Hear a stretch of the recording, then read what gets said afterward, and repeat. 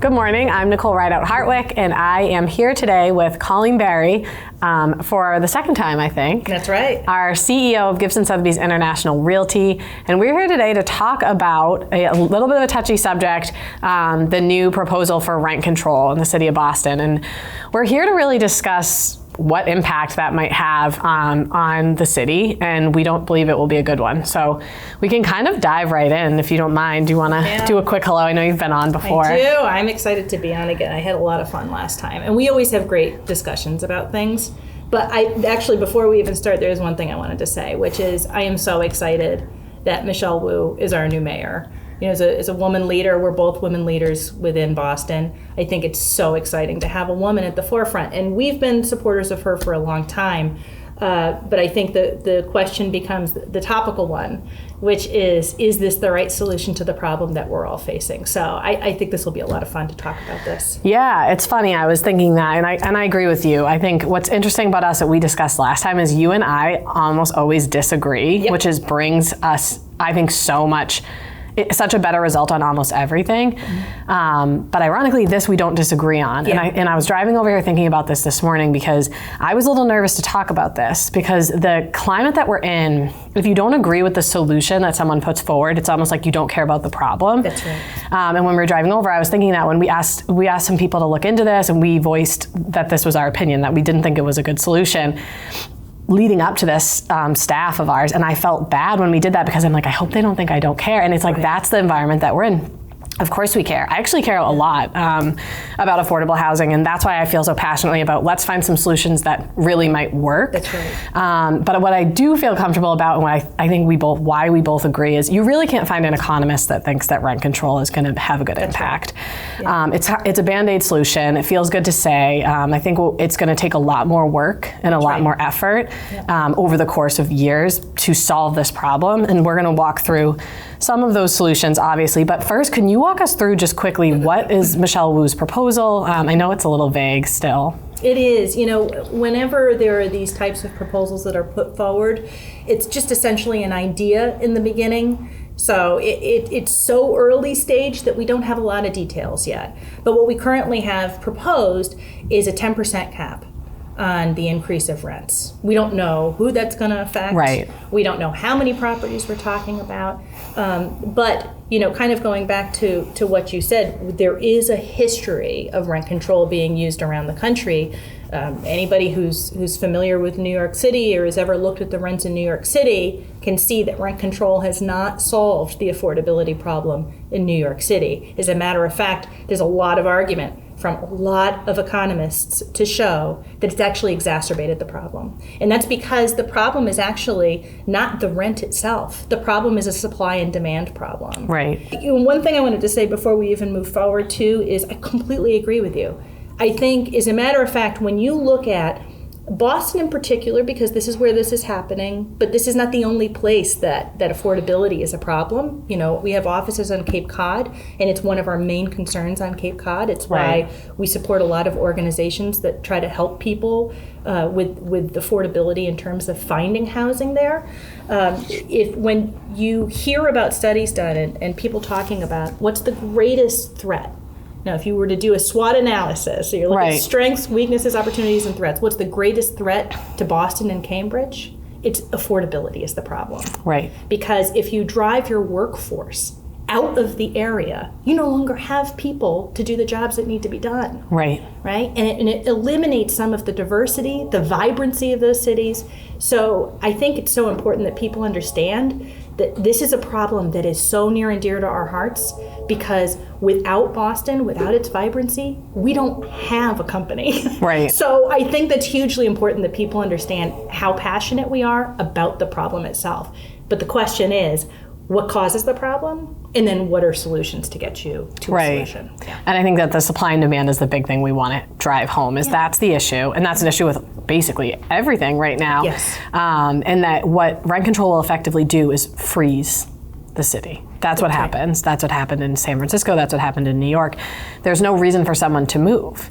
So now we have somebody that there's a million examples of families in New York that they had a great deal and they had a big family and that was good for them at that moment. And now kids are out of the house, one of the spouses passes or moves, and you have one person in a 3-bedroom apartment. Why are they giving it up? And now we have people that are paying crazy rents in other places, frustrated with that. So I think when you look at the supply and demand and you look at the fact that what it really effectively does is freeze people into places. So what you could really, if you boil it down really simple, I mean, if this were to move forward and however many, like we said, it's so vague, how many places and where, the people currently in them, they might do well for the moment, or they will do well. The people that think they might do well from this, that think, well, I would be, I might be somebody that could get into you can't get it.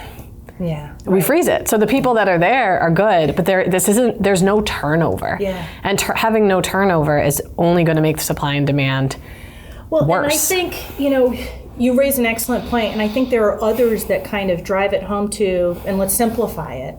Because we have a supply and demand problem, the important thing to do is to increase supply. You're not going to be able to remove demand. I mean, Boston as a city has, it became not so much a secret anymore. For a really long time, it was this quiet city on the whole, it's a smaller city. And a lot of people around the world didn't know that much about it, but what has happened is, driven by the success of Harvard and MIT and those institutions, driven by the fact that we've got so many wonderful institutions here, like financial institutions, .com companies, tech companies, biotech companies, the hospitals, everything. A lot of people from all around the world are attracted to our city with great reason. It's a great city, and it's a really livable city, except for an affordability problem. So what we have is an increase in demand, and we've not increased the supply. Mm-hmm. So I think taking what you're talking about and boiling it down to the simple part is, in one way here, and we're only talking about one way so far, it actually causes a throttle on the existing supply. The question is, are there other things that it does to the supply? And we believe it does. So a great example would be that if you believe that you're going to have some trouble with earning enough to be able to cover the cost or to be able to make money off of an investment property, what you typically do then is sell the investment property. Well, that could be converted over to condos and sold as condos. Now you've removed another segment of the rental market, and you've turned those into owner-occupied units. So now we've just constricted the supply a little bit more. Right. Let's say you're a builder, and you would like to build a big rental property. With rent control, that could become another deterrent. And Boston has a number of challenges for builders. As a matter of fact, it kind of is known as being a very difficult place to build for national builders. A lot of them don't come into Boston to build because of that. So now we've got builders not building, or we're de-incentivizing them to build rental properties. That constricts the supply even more. Mm-hmm. So again, it's not even that rent control we don't believe is going to solve the problem. The concern is it will exacerbate the problem. Right. So this is something, that's why it worries us. Yeah, no, for sure. So you kind of went through, obviously, why, that was sort of the next question was, why is it controversial? And we've both sort of touched on that. Like I said, we have this hesitancy to talk about it because you want to express we do care. I was also thinking when I was driving over here, and not that it matters because we could care no matter what, but we both, my parents were first generation homeowners. Yeah. So both of their parents were jumping around, tried affordable rents and things like that. And both of us grew up in blue collar, very affordable places that the place that I grew up, I wish was more affordable now, right? We see these issues and it's hurting everyone. And I think that's why I feel so passionate about this is what hurts to see this is this feels like a good, sexy headline, right? We're in support of rent control, we care. Well, this isn't going to help the people that actually are getting affected by this, right? So that's where I feel passionate, and that's sort of the ask that I have is like people dig that little bit deeper because there's so many solutions. And while it's controversial, I don't want people to shy away from saying, I do care about this issue. I just don't support that solution. That doesn't mean I don't care. Right. If somebody doesn't care, then they won't be presenting other solutions, right? So if someone, whether it be someone on a municipal level or something like that says affordability is one of my priorities and now they're not presenting solutions, well then we can say they don't care. Right. But there are a lot of solutions. So we should walk through a few that we feel that there are just off the top of our head. Well, and one thing I think that is important for people to understand is we've alluded to the fact that it's tough to find an economist who supports rent control as a solution to affordability. Please, if you find one, let us know. Yeah, right. I can't find one. Well, and I think if you're not the kind of person who enjoys reading white papers, and most people are not, if you're not an academic or not an economist yourself, go to the Freakonomics podcast. Right. There's a great episode about affordability and rent We can put control. that in the show notes. Yeah, I actually was we'll put listening that in to the show it notes. It's a the other great way day. that you can kind of hear. And those guys do great deep dives in common person's language I can understand about these things. Very neutral. That's right. Yeah. That's right. Yeah. No, that's a really good idea. But in terms of, what's kind of led us here, I think, hidden in where the problem started is the solution. So we can talk about a handful of things, but one of them is that the cost of building has gone up significantly. We know over the last several years in particular, there have been all kinds of supply chain problems. Cost of lumber was so volatile for a while. The cost of steel had gone up. I mean, some of these are geopolitical issues that lead to these things. Some of them were COVID that drove them. I mean, we were talking earlier about this, the Suez Canal, that giant boat that got stuck actually led to the rise in cost of things because it broke the supply chain for a while. So there are all kinds of factors that lead to that. But in terms of cost of materials, that's gone up. So that's a challenge for people. It costs more to build, which means the resulting inventory is more expensive. That's one problem. That's a difficult one to solve. But let's go to another one. The cost of labor has gone up significantly. Since I can remember, we've been telling kids whether or not it seemed like maybe the best solution for them, go to college, don't go to trade school. So we've lost people in the trades. So now a young person coming out of trade school can be making close to or even six figures and above. Because there are so few people. Again, that's a supply and demand problem, right? We don't have the supply of people in the trades. We need to be moving that. I've actually seen some interesting programs around the country where they take people and they run them through a whole training process. There's one out of Seattle that I support, and it's a group, I'm going to forget the name of it now, but they train women who are single mothers in the trades. And those women go from making $30,000 a year to making $90,000 a year. That makes a huge impact to their family. Right? So I think if you think about that there are ways that we can actually essentially create jobs here. So we're solving two problems at the same time. We're solving, the fact that families aren't making as much as they could. We're solving that potential, problem. We're solving the problem that, we've got constrictions on, let's say, employability. We're solving that problem as well. And then we're also driving the ability to build. So I think if we think about it, that's another one of the challenges that we've faced.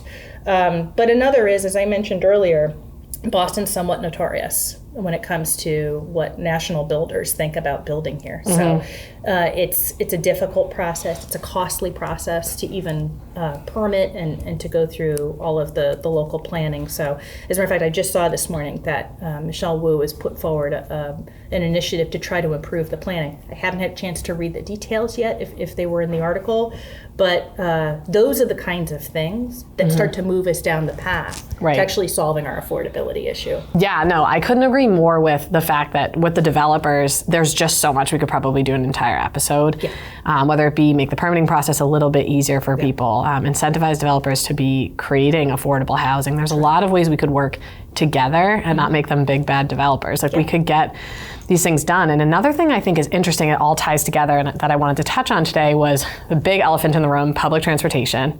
Which we could be doing so much of a better job, which would really create, obviously, more housing in place, because it would spread out the radius of how far people could live.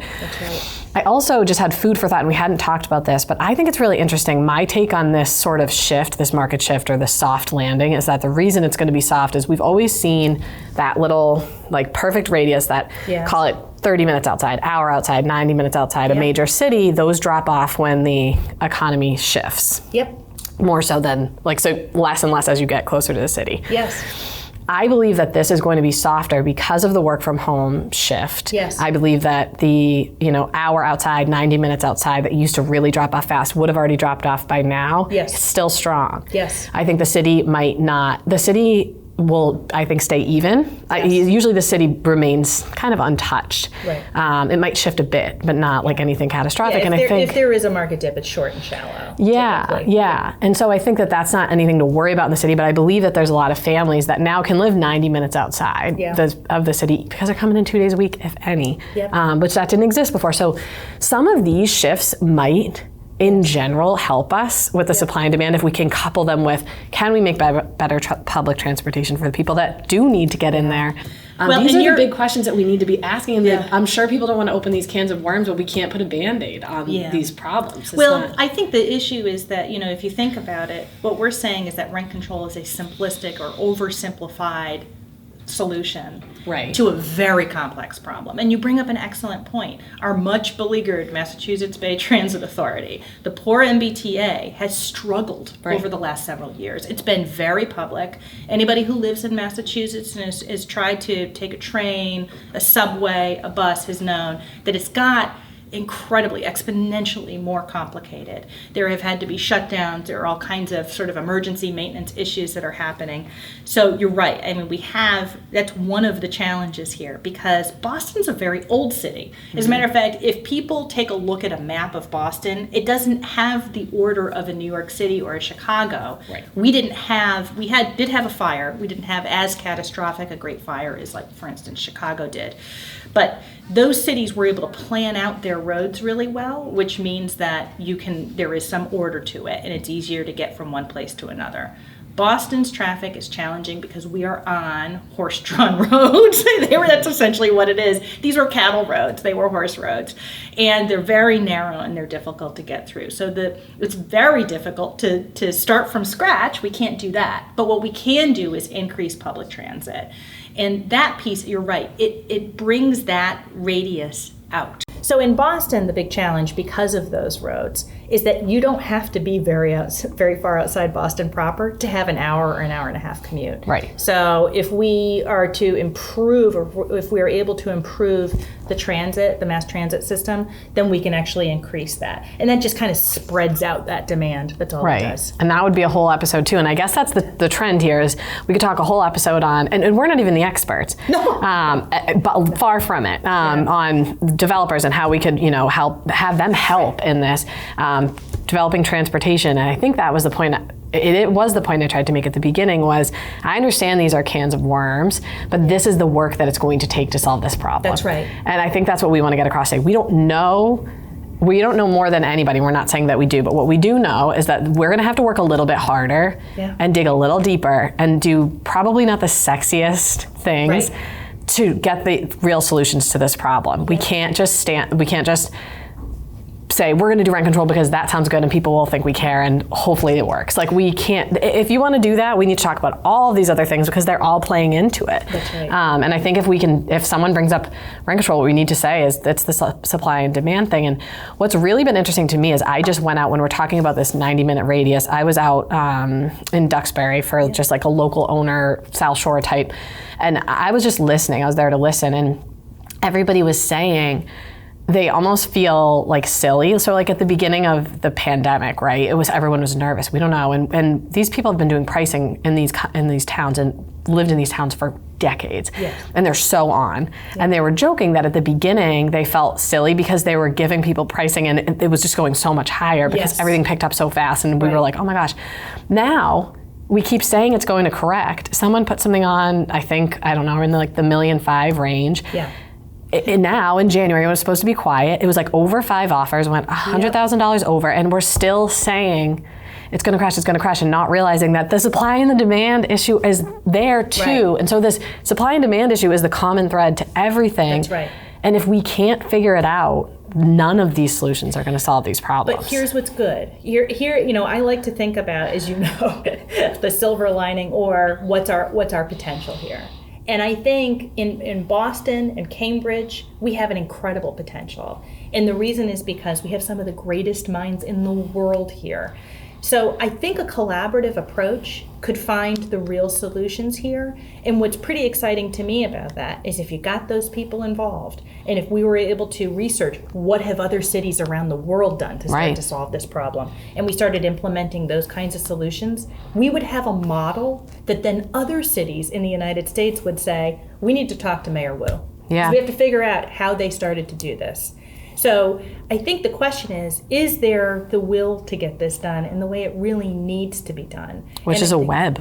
That's a web, right? There's a lot of problems that when you see someone comment really emotionally on one problem, it's hard to not, sort of go to the place of these are all related, right? Yes. And then we're never going to be perfect. Yep. But unfortunately, to solve a lot of these big problems, it's all related. That's right. It's all related. We have to look at it all. And that's what I don't think everybody wants to do, because that is, like you're saying, that's working together. Well, and I think part of the problem, too, is if you think about it, there are all these complex things that cause the problem. There's a tendency, and you could even look at this as almost like a health problem, right? You might have a conflation of all kinds of problems within your body that are leading to a headache. Right. Well, what do? We take an aspirin. It doesn't solve necessarily the problem. And it could be underlying that there is a major medical crisis happening. Right. So I think, what we're trying to say is let's not take the aspirin if our problem is much more systemic and a bigger problem, when the aspirin might actually exacerbate it. If we have a bleed, we don't want to thin out our blood. So I think that's the issue that we're looking at is this is a Band-Aid solution. The fear is it might actually exacerbate the problem itself. So let's really go to the heart of the problems that are there. I love it. And some big solutions I think that might just happen is the remote work. We might see this shift. It could be interesting. Yep. And another thing that we could really think about is commercial real estate. That's right. Commercial real estate is a huge opportunity at this juncture right now. We are at a point where there's a lot to look at. We are lacking residential, and there's a lot of commercial space that might be able to be flipped. Who's going to flip it? What are we going to flip it into? Can that create the only way? We actually did those before. I don't know if you know this. So this is very early when I was working here at the company. We worked with a local developer. They were actually they had started as a plumbing company, and they started developing property. Well, they developed an R&D facility in Watertown on the Charles River. Beautiful building, lots of square feet. And when they finished it, the R&D market completely fell apart. Yep. So they had all of this space. Nobody was going to lease it. Nobody was going to buy it. We helped them with that project, converting it over to condos. They were awesome loft condos right on the river. I mean, honestly, if you were a kayaker, you could kayak your way into work. I mean, it was unbelievable.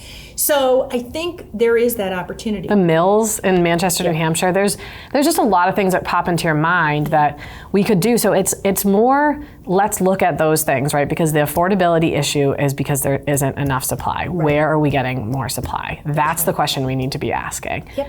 We cannot do something that's going to cause less supply and think that it's not going to exacerbate the problem. And we're not naive. We know more than anybody. Boston is not making new land. No.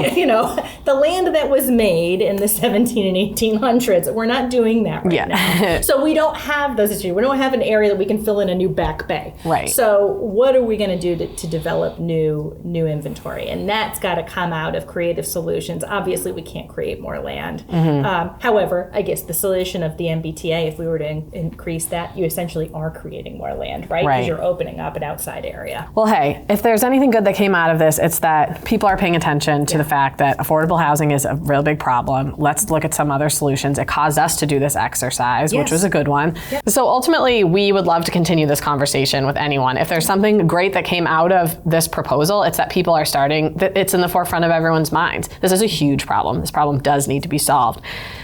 We just think that there might be some better ways that might be a bigger lift and a longer time period to truly solve the problem at its core. And I wish we had the solution, but frankly, we don't. So we're not claiming to, right? No. But we have some thoughts, and we'd love to hear your thoughts. So if other people have ideas, whether you agree, disagree, Colleen and I basically agree and disagree on everything. And that's why I think it's a good thing, because we can sort of hear each other out, even in a moment if you don't want to listen. And that's what we're encouraging people to do, especially on this issue, is take the emotion out of it, look at the data, try to hear all sides, and let's actually together solve this problem of affordability, because it needs to happen. So that's it. And if you want to talk to us about this, we'd love to hear from you. You could shoot me an email at nicole@gibsonsir.com. Thank you so much. Thank you for being here. Thank you.